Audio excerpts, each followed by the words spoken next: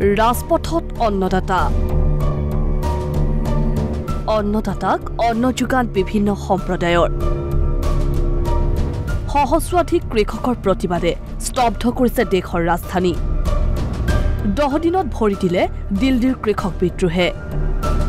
কেইবালানি আলোচনাৰ পাছতো সমাধান লাভ কৰা নাই কৃষকসকলে দিল্লীৰ হিন্দু সীমাত এতিয়াও বাহৰ পাতি আছে প্ৰতিবাদকাৰীসকলে প্ৰতিবাদী কৃষকৰ কাষত থিয় দিছে কেইবাটাও সংগঠনে শিখ সম্প্ৰদায়ৰ সংগঠনৰ লগতে মুছলিম সংগঠনেও সহায়ৰ বাবে আগবাঢ়ি আহিছে এই প্ৰতিবাদকাৰীসকলক বুধবাৰৰ পৰা খাদ্যৰ যোগান ধৰি আহিছে মুছলিম ফেডাৰেশ্যন অফ পাঞ্জাবে প্ৰতিবাদস্থলীত 25 জনীয়া সদস্যৰ এটা দলে স্থাপন কৰিছে কমিউনিটি পাকঘৰ সংগঠনটোৰ মুৰব্বী ফাৰুক মুবিনৰ উদ্যোগত প্ৰতিজন প্ৰতিবাদকাৰী কৃষকক যোগান ধৰা হৈছে এমুঠি অন্ন কৃষকসকলৰ প্ৰতিবাদ চলি থকালৈ প্ৰতিদিন 24 ঘণ্টা পৰ্যন্ত এই সেৱা আগবঢ়োৱাৰ প্ৰতিশ্ৰুতি সংগঠনটোৰ আনহাতে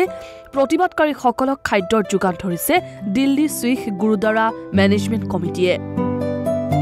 প্ৰতিদিনে 3বাৰকৈ খাদ্য যোগান ধৰিছে সংগঠনটোৱে